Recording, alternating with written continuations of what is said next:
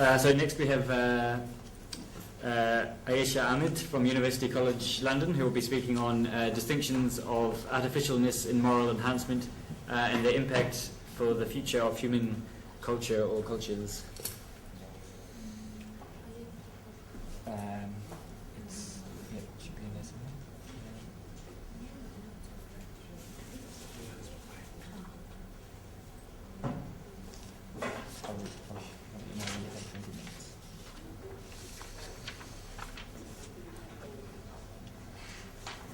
Thank you. I'd like to first thank Professor Bashik and Professor Salvescu for the invite to this conference.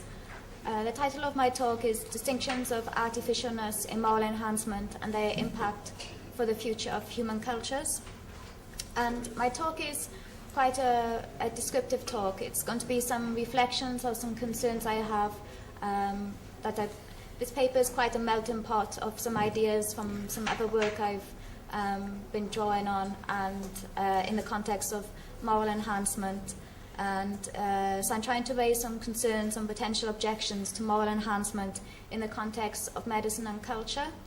And during the discussions that we've had so far in this conference, a question has come to my mind, and it refers to experience that I had last year when my grandmother was in hospital, and she was at the end of her life, and my family wanted to insert an artificial feeding tube for her.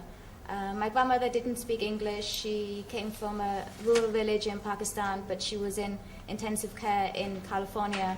And the reason that my family wanted to insert this feeding tube, my family are all medical doctors. They knew that she was perhaps about to die that day or the next day.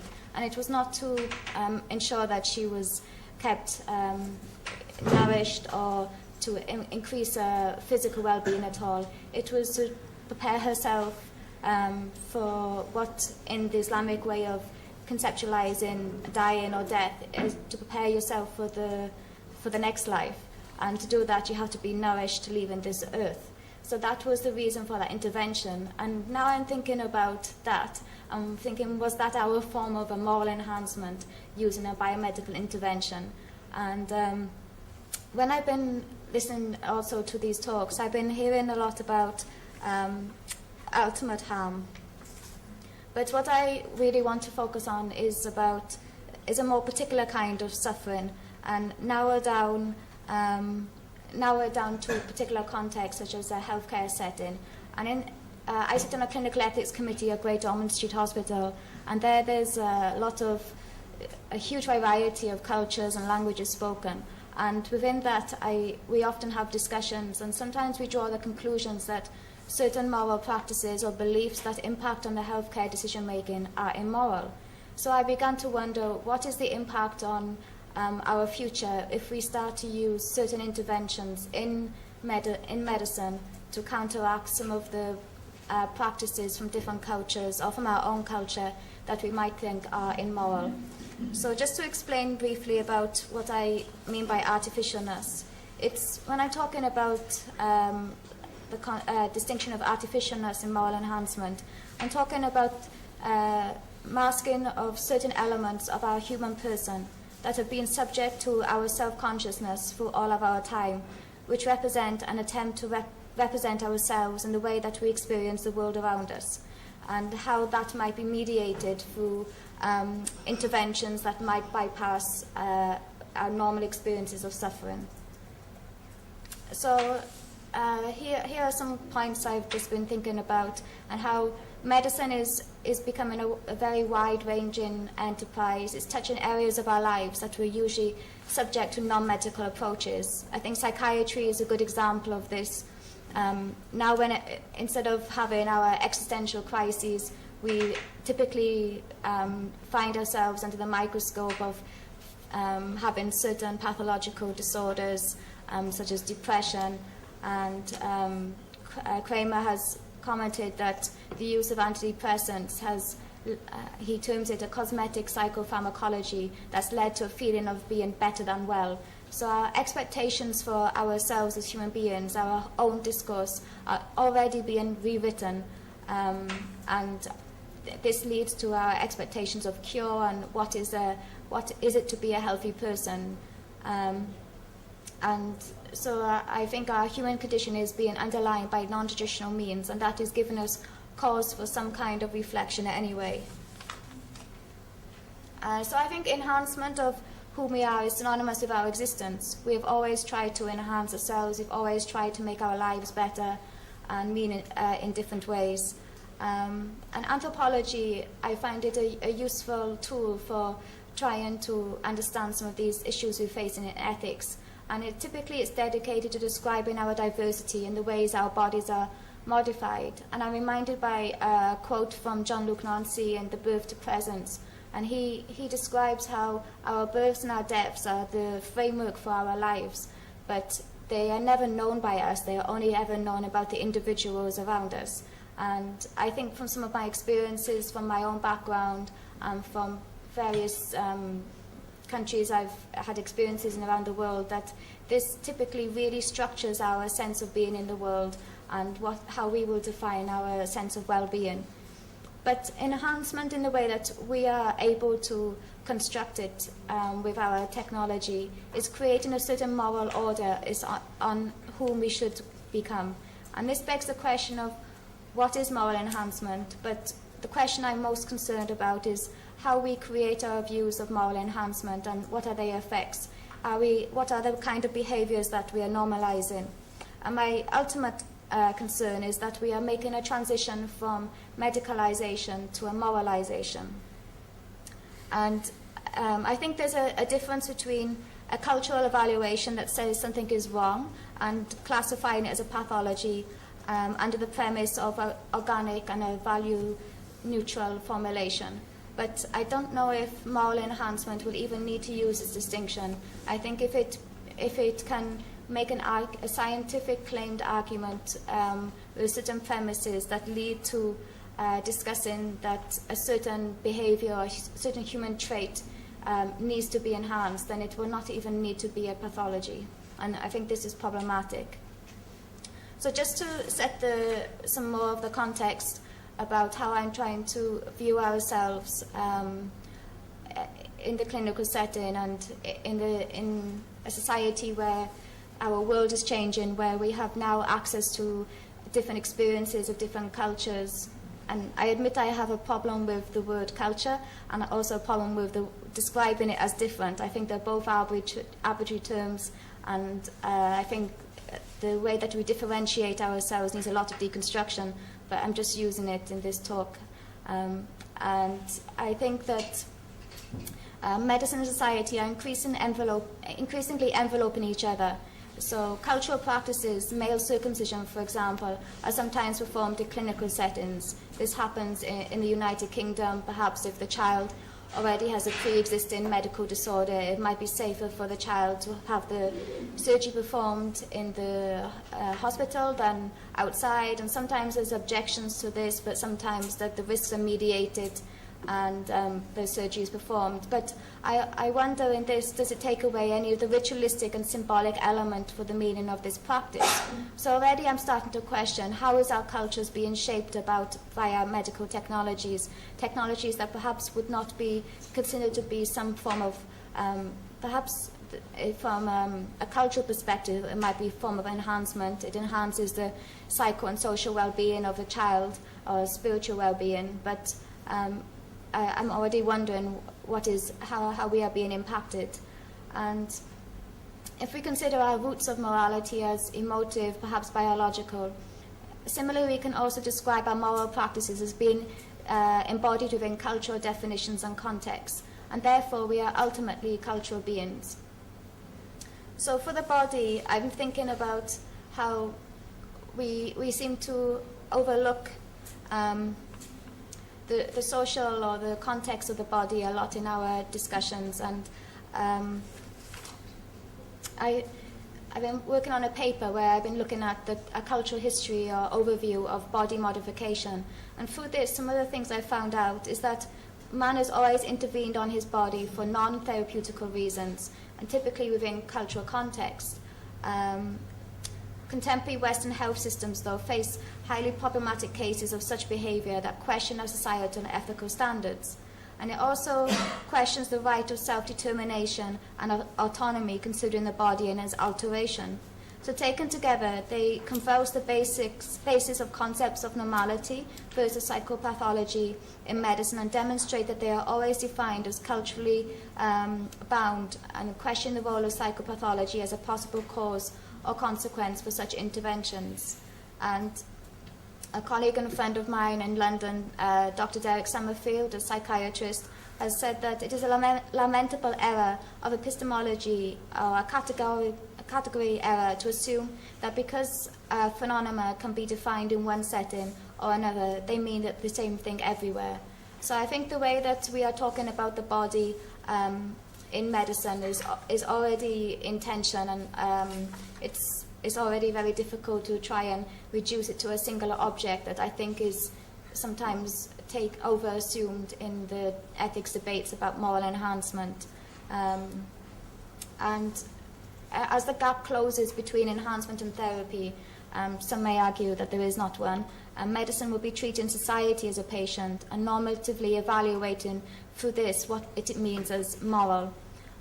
But it's only through medicine that we become alerted to the diversity of human experience. If we try to have a formulation of enhancement of what our future human race should be, then what is going to happen to this diversity? Is it going to be reduced or even further? So the problems that I foresee are elements of our human condition that are structured in ways other than the scientific, such as morality and society, becoming objects. And in turn, will these objects be forced to conform to the structure of reductionist medicine and cease to be active processes that characterize a human condition in flux? So for some case scenarios to try and illustrate my points deeper, in my experience in the clinical ethics and through my research and some of my overseas experience, I've been trying to analyze and deconstruct some of the conflicts between cultural beliefs and medical practice. And some of these, for example, have been the management of pain relief at the end of life care. For example, Muslim patients sometimes refuse pain relief due to the spiritual signification of pain for the cleansing of sins prior to death. There's been withdrawal of life-sustaining treatment on the basis that the person will be reincarnated, and the prohibition against withdrawal of hydration and nutrition in accordance with the sanctity of life principles. And these cases, I won't elaborate on them now because of time, but all of them show an inherent tension with the way that the Western biomedical model is conditioned to view how we should be treating human life, and the prioritization of other human traits that are elements that make up the practice of our own sense of well-being and the way that we experience the world around us, and how medicine has this normalization or objectification of what it is that we should be aiming for. But these cases reveal different objectives between the different discourses, and how we balance them up is a constant dialogue of dispute. So if we increase these situations further by perhaps you having certain biomedical enhancements that will predict a certain moral outcome. So, for example, say there's a young Muslim girl who is over the age of consent to her own treatment, but she refuses to give consent for life-sustaining treatment because her father or elder male of her family are not present, and the doctors are warning her that if she does not consent to the treatment, then she is going to die within a couple of hours. But she says, no, the honor to my family is worth more than the continuation of my physical body, and that is what I want to maintain. Perhaps, given that this ideology is known, perhaps there might be some future biomedical intervention that will mean that this girl would be able to prioritize our own life in a certain way more than it is now. So perhaps then that alteration would be also impacting on that particular manifestation and embodiment of that culture. So I don't know. This is one example that I've been trying to think of that might be feasible. So to look further at biomedical moral enhancement and culture, I think that the development of biomedical moral enhancement will increase the power and scope of medicine and its persuasive force in its application. And I think the origins of our cultural beliefs are cognitive.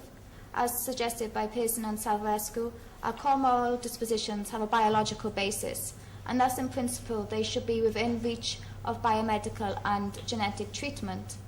Medical practice is edging nearer to determining the discourse about our bodies, and our bodies in which are subject to cultural embodiments. Judith Butler, for example, commenting on the materiality of the body, says that the body is inseparable to its cultural meanings that constitute bodies within specific social beliefs. And Foucault also argued that culture is a hierarchical organization of values, accessible to everybody, but at the same time, the occasion of a mechanism of selection and exclusion. So how are we going to decide even now what moral practices should be treated with contention and which practices should be evaluated as being compatible with certain forms of well-being, or even permitting certain forms of suffering that might be decided to be just as opposed to being unjust. So I don't think it's possible to be able to separate out the human body in a clinical context in order to be able to find ways of enhancing it without taking into account its biosocial concepts. As Margaret Locke has described, the body is in a lived entanglement consisting of local biology, social relations, politics, and culture. So to discuss, Cecil Hellman, the late anthropologist and general practitioner, described cultures as being without boundaries, but they merge from one to the other. So it's very difficult even to define this notion of where one culture begins and another culture ends. And the beliefs are mirrored by this. They are fluid and transitional and dependent on context, such as the physical land and economical status. And again, this is mediated by the mass globalization that we are experiencing. And in a way, this is its survival. This is how it gains its strength by being able to be adaptable. But at the same time, I think that it also it can be its own a cause of its own vulnerability. So morally contentious cultural practices such as sorcery or female genital mutilation are not impossible to be shifted because they are susceptible to changing. But with a biomedical moral enhancement to practices that we are cultural practices that we consider to be immoral be morally permissible. So would our status as human beings with a freedom to develop thought, conscience and religion, as stated by Article 9 of the UN Convention for Human Rights, be threatened by taking away the agency of our deliberation? So 18 minutes. You've had okay. 2 minutes. So just to summarize, my concern is that the notion of good is at risk of becoming normalized, and by virtue of this, certain practices or certain cultural beliefs might be bracketed out, marginalized, led to discrimination or abuse. And biomedical moral enhancement threatens the very essence of who we are as cultural beings by having this ideology of perhaps an objective normalcy. Conflicts of cultural narratives and clinical medical practice may become vulnerable to future possibilities of enhancement, such as cognitive, genetic, and memory modification techniques. And medicine as a therapy and also as an enhancement to our well-being, in order to prevent some of these concerns happening, I think needs to take steps to ensure that its own core and internal morality as a culture of its own and its relational status to society is continually evaluated. Thank you.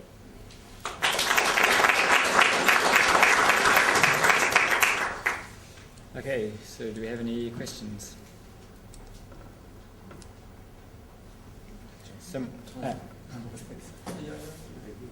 Yeah, so I guess I wanted to go back to this very interesting case about the Muslim girl who's turning down treatment because her father or elder isn't there.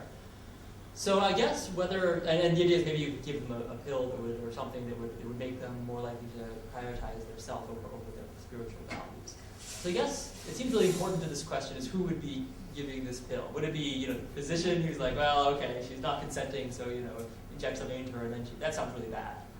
But then maybe what you're thinking of is self-enhancement. Is she maybe ahead of time, decides she's taking this pill to prioritize herself over that, or her family. But then that sounds perfectly acceptable. I mean, that implies she's maybe rejecting her culture, rejecting certain spiritual values anyway, and it's just because later she doesn't want to have these kinds of norms trumped. It would be problematic. So it's either it seems like really extraordinarily wrong, or maybe it's not so bad. It's just another affirmation of her newfound values.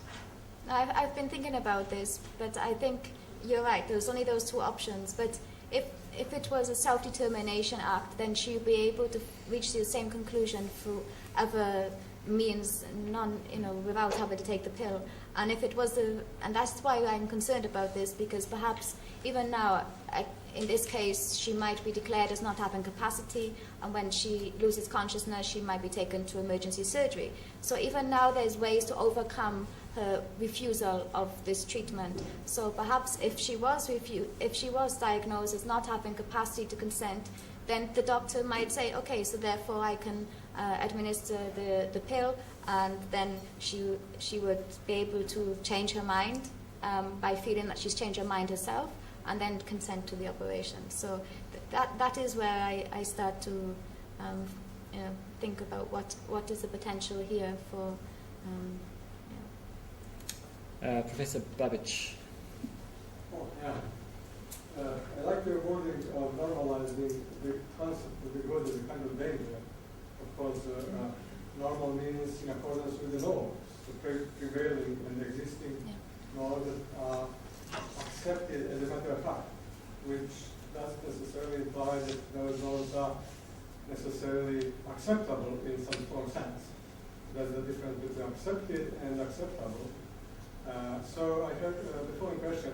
Can you specify a little bit more what you see as a danger there in normalizing the concept of the good? Codification, making it too strict or too narrow, or imposing a worldview of a specific kind to others of a different views, or what? Yeah, my concern is that and here I'm relating it to some of my work on global mental health, is looking at who is going to be undertaking this evaluation of what is normal, what is the good, who are the people who are going to be using certain technologies of different mediums. So there, are we going to be imposing a certain kind of imperialism, a certain moral order, or even a certain apathy? So, for example, I'm sure we can all agree that like when I was in South Africa last year, a grandmother and her 9-year-old granddaughter were stoned to death on suspicion of being witches. So that's a plus point for medicalization. If you, I think they perhaps have been epileptic. If the society had understood the mental disorder, then they might not have had that prejudice against them. But at the same time, it can be argued that if there was a sufficient education or communication, then those misinterpretations can be mediated anyway. So you don't need enhancement in order to have the outcome that you desire. Yeah. Okay, and then. Okay. Thank you very much for the lecture. I enjoyed. I think it's a bit bioconservative. And my question would come back to the idea of human nature. So what you were saying about human and culture, We can find that kind of understanding as a human, as a culture being in Aristotle, and Fukuyama is, for example, relating to that when he's talking about his factor X, etc., in his argumentation. So what I wanted to ask you here is about this anthropobiological concept of human nature, which we can find in St. Thomas Aquinas, we can find it in Kant, we can find it in Herder, and later in Galen. And that concept suggests that I was discussing this a bit yesterday, that humans are defective beings. That means that they are in a lack of instincts. And because they are, compared to animals, and because they are like insufficient, they are producing culture and institutions which are a product of their defectiveness. So I would like you to comment on that and to try to answer me if you widen your horizon in enhancement in general, not just moral enhancement. Do you agree or you disagree that enhancement, our biological improvement, could lead to a destruction of our culture if our culture is understood as a product of our effectiveness? Okay. Yeah, thank you. Yeah. I might just take the next, we've got 2 more questions and not much time left, so I might take the next 2 questions and then you can respond to as many of them as you like. So, Vessel? Sure. My question is a little bit rhetoric, so I will ask you if the moral enhancement in fact born in the same time when we, in very beginning, I mean, of clinical research. So if you are a member, you refer somewhere at Julian and Ingmar, something about the clinical research with the autonomy of body. So if you are a member of the society and you disagree with the research, clinical research, or you don't want that your pain became experience of other member of society, you be in fact a moral person. And there was a question here, I think. Did you have a question? Yes, just about that moral has its roots in biology. Sabulescu, someone here, I don't know him, and some other guy. But it's just a premise, it isn't proved. Or I'm wrong. I'm just asking. It could be opposite or perhaps both. Yeah. I don't know. No, I mean, I agree that I haven't explored the origins of our morality in this paper. I was just presenting one of the main arguments about how we can conceptualize morality and how it might be able to be modified by enhancement techniques. So I'll try and take the other 2 questions quickly. To your point, I like your descriptions, but I think the way that the human is typically conceptualized in medicine, it's the human person's become a very reduced object. And I also think that I don't want to be promoting all kinds of culture and all kinds of cultural beliefs and saying that everything should survive. I'm saying that even the deficient practices in culture need to be engaged with in a different way. And I think that is one of the problems that clinical healthcare is actually grappling with at the moment, because there's a great hesitancy to be able to say something is wrong. So I think that needs to be worked on a lot, and perhaps if we can be able to understand what our culture means to us more, we'll be able to be more comfortable with saying about something that we don't know, that we no longer want to continue with. So, yeah. Okay, thank you very much.